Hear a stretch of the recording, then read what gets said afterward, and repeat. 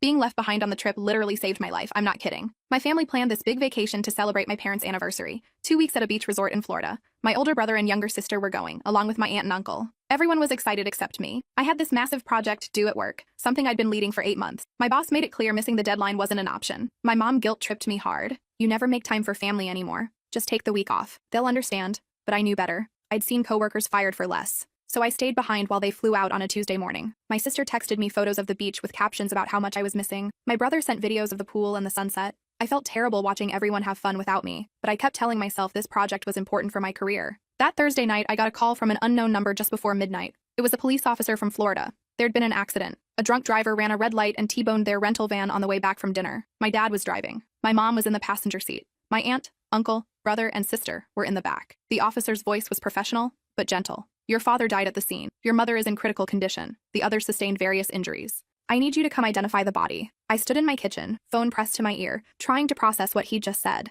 My dad was gone, just like that, because some asshole decided to drive drunk on a Thursday night. I flew out the next morning. The hospital was a nightmare of fluorescent lights and antiseptic smell. My mom had severe internal bleeding and fractured ribs. My brother had a broken leg and concussion. My sister fractured her collarbone. My aunt and uncle had whiplash and cuts from the shattered glass. But I was fine, completely unharmed. Because I'd chosen work over family. The guilt was suffocating. My mom kept apologizing through her pain medication haze. I'm so sorry you have to handle everything. I should have listened when you said you couldn't come. I held her hand and lied, telling her it was okay, that none of this was her fault. The funeral planning fell to me, choosing the casket, writing the obituary, calling relatives, arranging the service. I did it all while my family recovered in hospital rooms and hotel beds. When we finally had the funeral, my mom was still in a wheelchair. My brother was on crutches. My sister couldn't lift her arm above her shoulder. At the reception, distant relatives kept saying the same thing. At least you weren't in the car. God must have been watching over you. Thank goodness you stayed home. Each comment felt like a knife. Yes, I survived. But only because I'd prioritized my career over my family. My dad died thinking I cared more about a stupid project than celebrating with him. 6 weeks later, my mom was finally released from the hospital.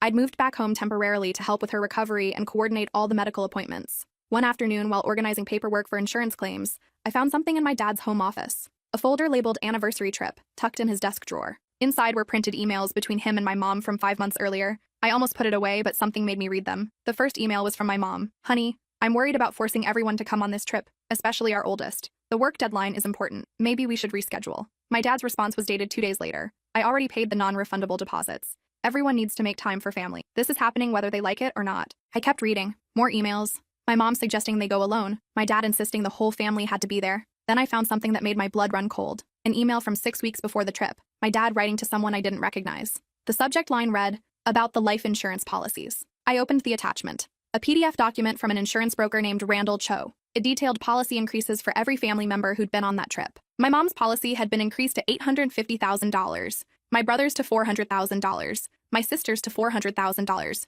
My aunt and uncle each had $300,000 policies. All dated 8 weeks before the vacation, all with my dad listed as sole beneficiary. My hands shook as I scrolled through the document. The total payout if everyone died would be over $2.2 million.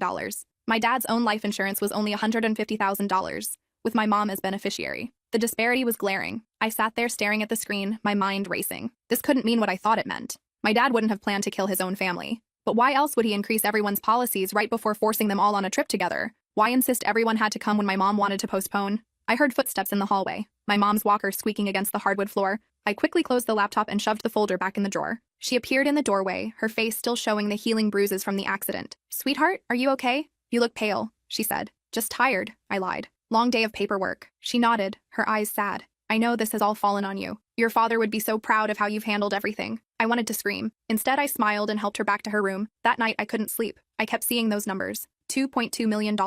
My dad's insistence that everyone attend, the convenient timing. The drunk driver who'd killed him but left everyone else alive, though injured. At 2:00 a.m., I got out of bed and went back to his office. I spent hours going through his files. Bank statements, credit card bills, business documents. What I found made my stomach turn. My dad's company was drowning in debt. He'd taken out loans against the business, maxed out credit cards, borrowed from friends. He owed over $600,000 to various creditors, with collection notices piling up. The business was weeks away from bankruptcy. Our house had a second mortgage I'd never known about. But there was more. Much more. I found a burner phone in the back of his desk drawer. When I turned it on, it had only one contact saved. A name I didn't recognize. Dexter Vaughn. The text message history was chilling. 6 months of messages. My dad asking about ways to cause accidents that would look natural. Questions about brake lines, gas leaks, carbon monoxide. Dexter providing answers, detailed instructions, costs for services. Then 2 months before the trip, a message from my dad. I need something that will look like an accident. Multiple people. Vehicle related. Has to be foolproof. Dexter's response. That's a big ask. Looking at $50,000 minimum. Maybe more depending on details.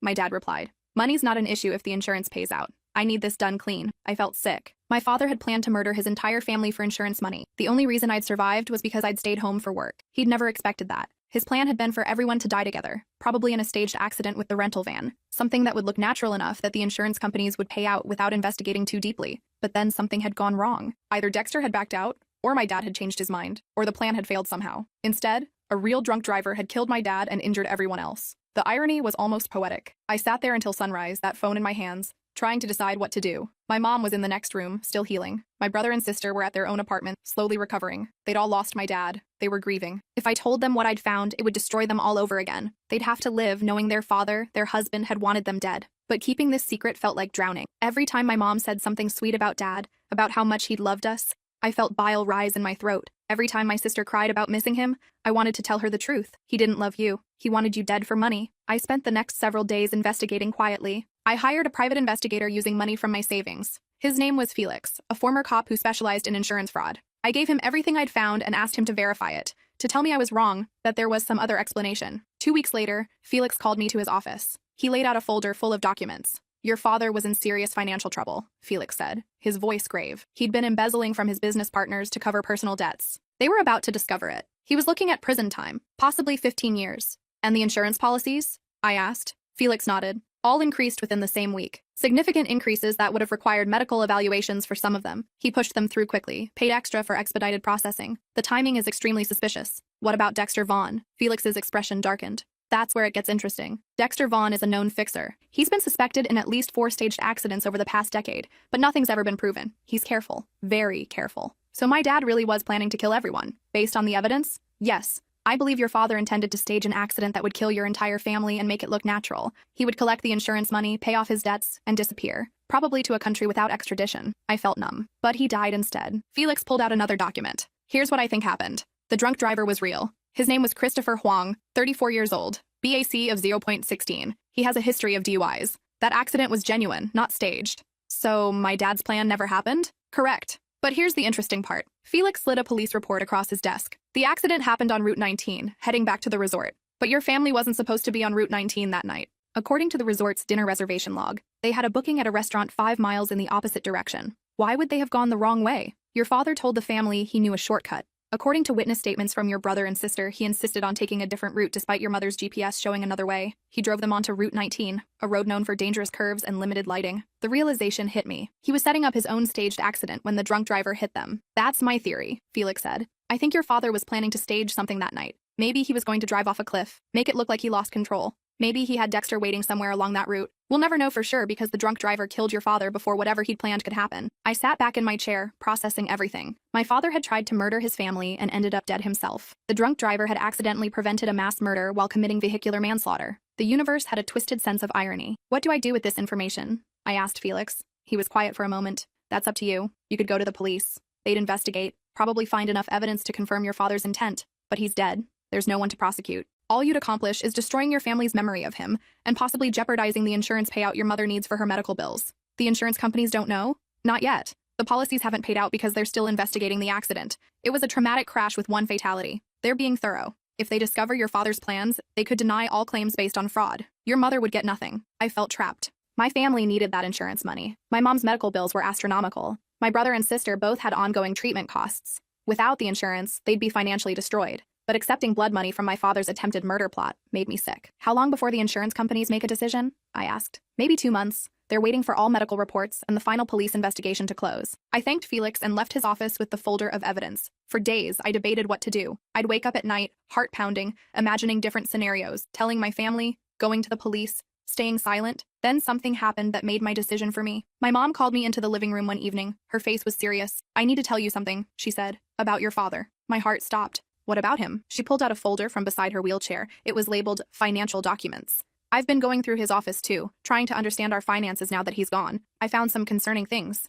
I held my breath. Your father had significant debts I didn't know about. business loans, credit cards, a second mortgage on this house. She looked at me with tears in her eyes. We're broke, completely broke. If the insurance doesn't pay out, we'll lose everything. Mom, There's more. She opened the folder. Inside were bank statements showing large cash withdrawals, all dated in the weeks before the trip. He withdrew over $60,000 in cash. I can't figure out where it went. It's just gone. I thought about Dexter Vaughn, the $50,000 he'd quoted for staging an accident. My dad had been paying him. And I found this. She pulled out a printed email. It was between my dad and his business partner, a man named Theodore Kraft. Theodore was threatening legal action for embezzlement. The email was dated 1 week before our vacation. Your father was going to prison, my mom whispered. He'd stolen from the company. Theodore had proof. The police were going to be contacted the Monday after we returned from vacation. She knew, or at least she suspected. I could see it in her eyes. Mom, what are you saying? She was quiet for a long moment. I think your father was running. I think he was planning to disappear and leave us all behind to deal with his mess. The only question I have is why he insisted we all come on that trip. Why he needed us there. I made a split-second decision. I went to my room and got Felix's folder. I brought it back and laid it in front of my mom. Because he wasn't planning to disappear. He was planning something worse. She read through everything. The insurance policies, the burner phone messages, the conversation with Dexter Vaughn, Felix's investigation report. I watched her face go from confusion to horror to something else. Something harder. When she finished, she was completely still. He was going to kill us. Yes. All of us. Yes. For money. Yes. She sat there for what felt like hours. Finally, she looked up at me. Your brother and sister can never know. Ever. They're barely holding it together as it is. This would destroy them. I know. But we need the insurance money, she said, her voice firm. I need it for medical bills. Your brother needs it for his rehabilitation. Your sister needs it for her physical therapy. We can't let your father's evil take that away from us too. So we stay quiet? We stay quiet, she confirmed. We let the insurance companies finish their investigation. We pray they don't dig deep enough to find what we found. And if they do, we act surprised, shocked. Devastated that our loving husband and father could have been planning something so horrible. I stared at my mom. She'd changed. The accident had changed her. Finding out the truth about my dad had changed her. She wasn't the soft, gentle woman I'd grown up with. She was harder now, more calculating. What about Dexter Vaughn? I asked. Her eyes went cold. What about him? He knows what my dad was planning. He could talk, could cause problems. Do you think he will? I considered it. No. He's a professional. Talking would implicate him in attempted murder. He probably assumes my dad's plan just failed and everyone survived. He got paid and walked away. No reason to draw attention. Then we leave him alone, Mom said. We stay quiet. We collect the insurance. We move on with our lives. And Theodore Kraft, Dad's business partner? Let him have the business, Mom said. It's worthless anyway. Full of debt and legal problems. Let Theodore sort it out. We'll declare bankruptcy if we have to. Once the insurance pays out, we'll be fine. Over the next 2 months, we waited. The insurance companies investigated. They interviewed witnesses. They reviewed medical records. They examined the police report. I held my breath every day, waiting for them to discover what I knew, but they didn't. The drunk driver's arrest and conviction provided a clear cause for the accident. The police had closed their investigation. There was no reason for the insurance companies to dig deeper. They saw a tragic accident caused by drunk driving, a family torn apart, a grieving widow and injured children. The policies paid out. Every single one. My mom received $850,000. My brother and sister each got $400,000. My aunt and uncle received $300,000 each. I got $150,000 from my dad's policy as a partial beneficiary along with my siblings. The day the money hit our accounts, my mom called a family meeting. My brother and sister came over, both of them still using mobility aids but healing well. We sat in the living room, the same room where I'd learned the truth about my dad. I want to talk about what we're going to do with this money, Mom said. My brother spoke first. We should invest it. Make sure it lasts. We should donate some, my sister added. To MAD or something. In Dad's memory. I almost laughed at the irony. Donating money in my dad's memory to an organization fighting drunk driving, when he'd been planning to murder us all himself. I have a different idea, Mom said. She pulled out a stack of documents. I've been thinking about what your father would have wanted. The way she said it, with just a hint of venom hidden under sweetness, told me she was playing a role. The grieving widow doing right by her dead husband's memory. I think we should use this money to build something good. Something that helps people. A foundation, maybe. Or a scholarship fund. My brother and sister loved the idea. They spent the next hour discussing possibilities. Meanwhile, I watched my mom. She nodded and smiled at all the right moments. But her eyes were cold, calculating. After my brother and sister left, Mom turned to me. We're going to be okay. Are we, though? I asked. We're sitting on blood money. Money Dad tried to steal by murdering us. We're sitting on insurance money we're legally entitled to, she corrected. What your father intended doesn't change the fact that drunk driver killed him and injured us. We suffered. We're entitled to compensation. You're really okay with this? She wheeled herself closer to me. Your father was going to murder his children, his wife, his sister, and brother-in-law, all for money. Then a drunk driver killed him instead. Some people would call that karma. Some would call it divine intervention. I call it justice. And we just move on? We move on, she confirmed. But we never forget. And we make sure his evil dies with him. Your brother and sister get to remember a father who loved them. That's a mercy I'm choosing to give them. What about me? You know the truth, she said. You'll have to live with that burden. But you also get to know that you're the reason his plan failed. By staying home for work, you survived. And because you survived, you were here to take care of everyone, to find the evidence, to make sure your brother and sister never learn what their father really was. She was right, in a twisted way. If I'd been on that trip, I might have died too. Or I might have been too injured to investigate. The evidence would have sat in my dad's office undiscovered. My family would have grieved him as a hero instead of knowing the monster he'd been. I need you to do something for me, Mom said. What? Burn it. All of it. The folder, the phone, everything Felix gave you. We can't risk anyone else finding it. That night, I built a fire in the backyard fire pit. I burned every piece of evidence. The emails, the phone messages, Felix's investigation report, the burner phone itself. I watched it all turn to ash.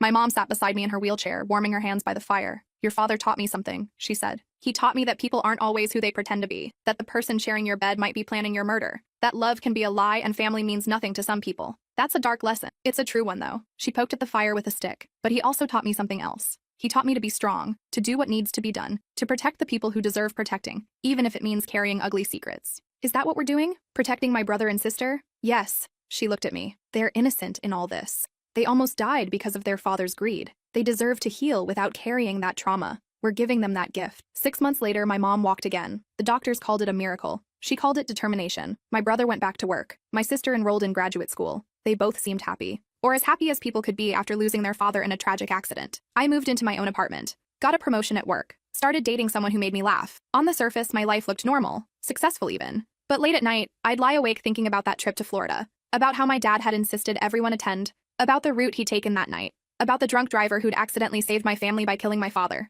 I wondered sometimes what would have happened if I'd gone on that trip. Would my dad have killed me too? Would he have felt any remorse? Or would he have collected his insurance money and vanished, leaving no witnesses behind? I'd never know. And maybe that was for the best. 1 year after the accident, my family held a memorial service for my dad. We planted a tree in the local park. People gave speeches about what a good man he'd been, how devoted to his family, how successful in business. What a tragedy it was that he'd been taken so young. I stood there listening, my mom on one side, my brother and sister on the other. We held hands while the pastor said nice things about a man who'd planned to murder us all. When it was my turn to speak, I walked to the front and talked about how my dad had taught me to work hard, to value family, to always put loved ones first. Everything I said was technically true, even if the meaning was warped. Because my dad had taught me those lessons, just not in the way anyone at that memorial would have imagined. After the service, a man approached me. He was older, maybe 60, with gray hair and sharp eyes. You're the eldest daughter, he said. I am. Did you know my father? We had business dealings, he said vaguely. I'm sorry for your loss. Thank you. He handed me a business card. If you ever need anything, don't hesitate to call.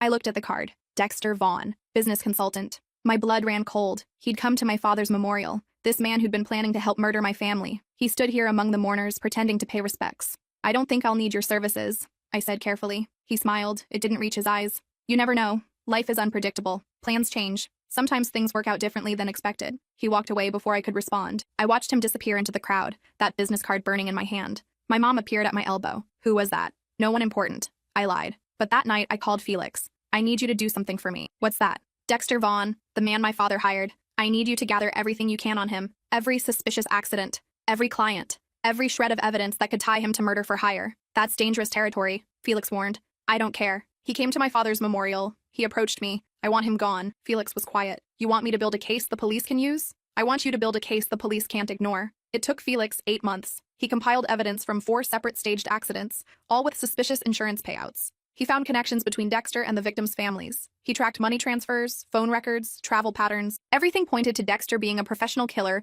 who specialized in making murders look like accidents. I took the folder to the FBI. An agent named Victoria Reese reviewed the evidence. She was skeptical at first, asking how I'd obtained such detailed information. I told her a private investigator had been looking into my father's death and stumbled across concerning patterns. Victoria investigated for 9 months. Then one morning I saw the news. Dexter Vaughn arrested on multiple counts of conspiracy to commit murder. Federal charges. He'd spend the rest of his life in prison if convicted. My mom called me that day. I saw the news. Yeah, that was you, wasn't it? He came to Dad's memorial, I said. He approached me. He thought he was being clever, checking to see if anyone suspected anything. He thought he'd gotten away with helping to plan our murders.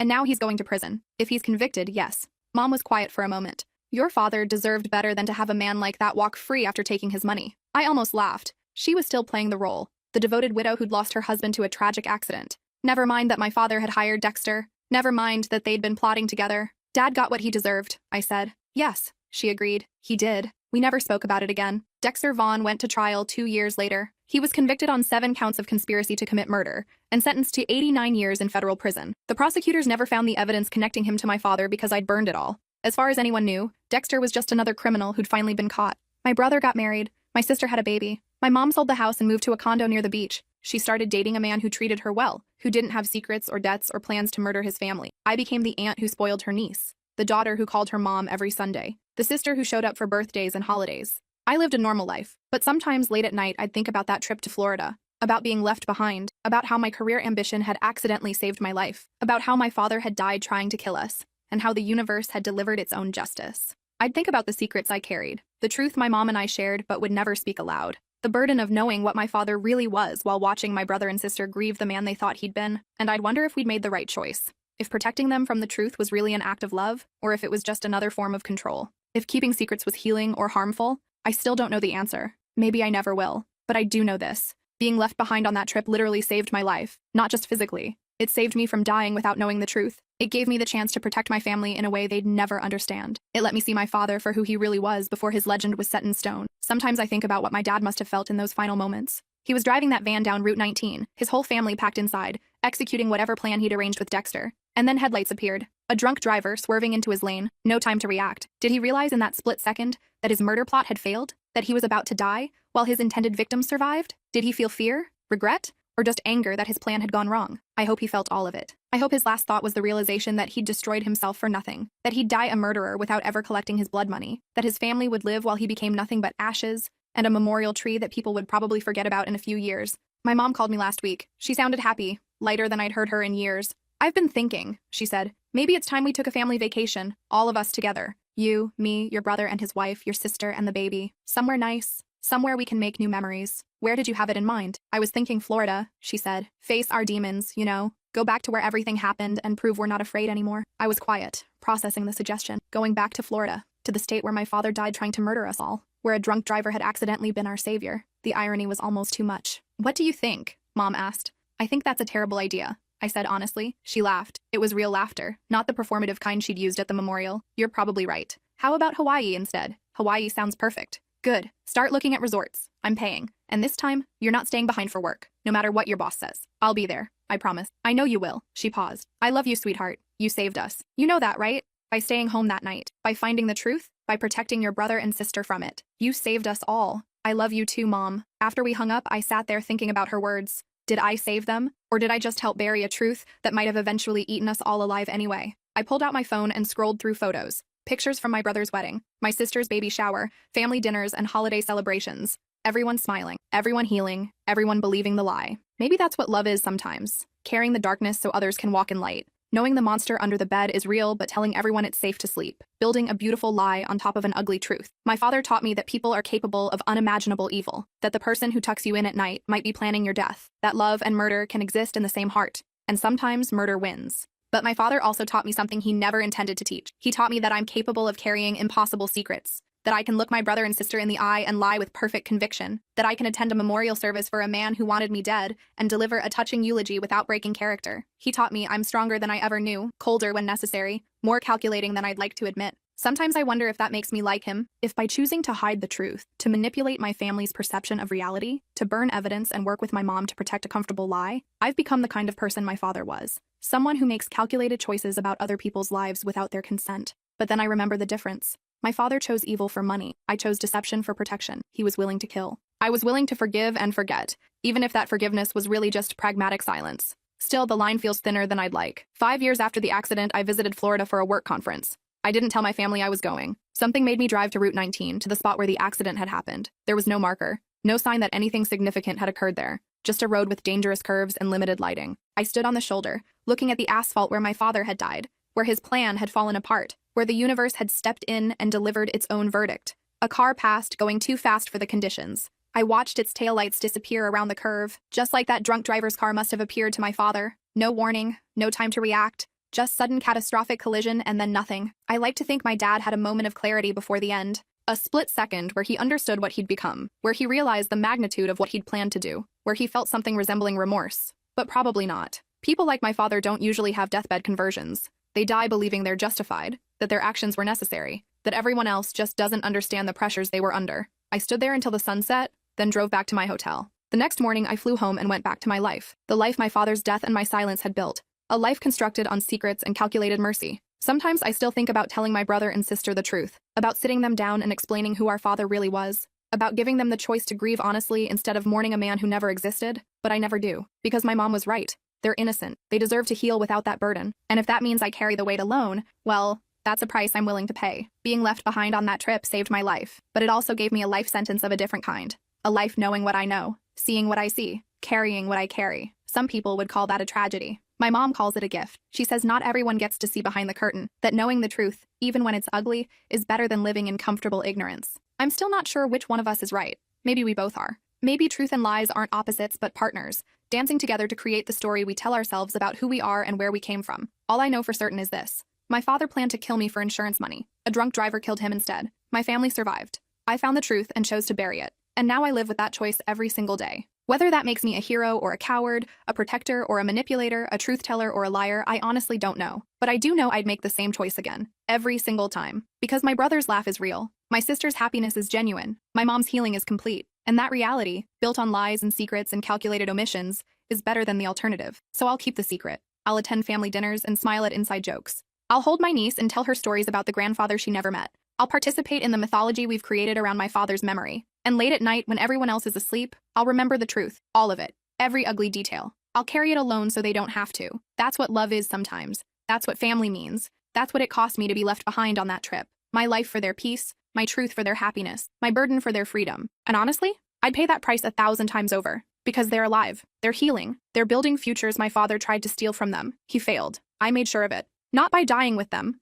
but by living without them long enough to see what he really was. And then choosing, deliberately and completely, to bury that truth where it could never hurt them. Some might say that's wrong, that truth should always win, that people deserve to know the reality of their lives, even when it's devastating. Maybe they're right. Maybe I'm a coward who took the easy path. Maybe my brother and sister deserved the chance to grieve honestly instead of mourning a fantasy. But when I see them laugh, when I watch them build their lives, when I hear them tell their children stories about the grandfather who loved them so much, I think maybe I made the right choice after all. Because the truth would have destroyed them, and they'd already been through enough destruction. They'd already survived a car accident that killed their father and nearly killed them. They'd already endured months of painful recovery and rehabilitation. They'd already lost so much. Why take more from them? Why shatter the one comfort they had left, the belief that they'd been loved, that their father had been good, that his death was a tragedy instead of a perverse justice? So I keep the secret. My mom keeps the secret. Felix keeps the secret, bound by professional confidentiality and the bond of knowing we did something morally ambiguous, but emotionally necessary. And my father's true nature dies with him, buried under memorial trees and touching eulogies and family stories about a man who never really existed.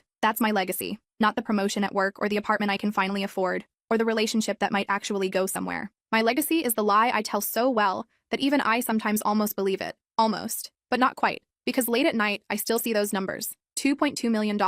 The price my father put on his family's lives. The amount he thought we were worth dead. And I think about the drunk driver who saved us. Christopher Huang. He went to prison for vehicular manslaughter. He'll be there for 8 more years. He killed my father while driving drunk and injured 4 other people. By any objective measure, he's a criminal who deserves his punishment. But he's also the man who accidentally stopped a mass murder, who killed a would-be family annihilator before the plan could be executed, who saved 4 lives by taking one. Does that make him a hero or a villain? Both? Neither? I genuinely don't know. The world isn't simple. Good and evil aren't clean categories. Sometimes the drunk driver is the savior. Sometimes the loving father is the monster. Sometimes the truth is a weapon, and lies are mercy. I've learned to live in that gray space, to make peace with moral ambiguity, to accept that I'll never have clean answers to the questions that keep me awake at night. And maybe that's the real lesson from all of this. Not that I survived by staying home, not that I uncovered my father's plot, not that I chose to protect my siblings from the truth. The real lesson is that life is complicated, that people contain multitudes, that the person who hugged you goodnight might have been planning your murder, that love and evil can coexist in the same heart,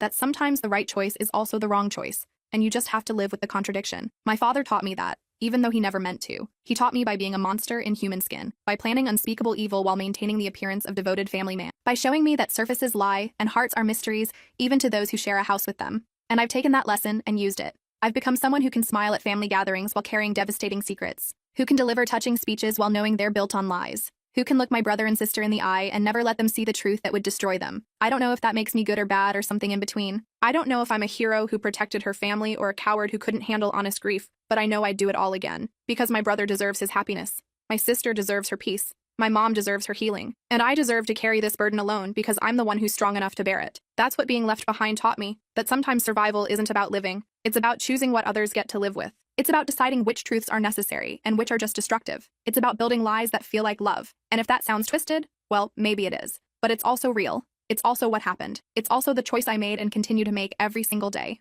My father wanted to kill me for money. Instead, he died, and I lived. And with that life, I chose to give my family something he never would have, the gift of never knowing what he really was. That's my story. That's my truth. That's what it cost me to be left behind on a trip that literally saved my life in more ways than one. And 5 years later, I'm still here, still carrying it, still protecting them, still living in the space between truth and lie, between mercy and manipulation, between love and deception. Some days that feels like a victory. Other days it feels like a life sentence. Most days it just feels like what it is. The only choice I could make and still live with myself. So I'll keep making it. I'll keep lying. I'll keep smiling. I'll keep attending family dinners and telling stories about a man who never existed. I'll keep building the mythology we need to survive, because that's what love is sometimes. Not honesty, not truth. Just the willingness to carry darkness so others can walk in light. And if that makes me a villain in someone else's story, so be it. In mine, I'm just a daughter who stayed home from a trip, found out her father was a monster, and decided her siblings deserved better than that truth. I can live with that. I have to. Because there's no going back now. The lie is told. The secret is kept.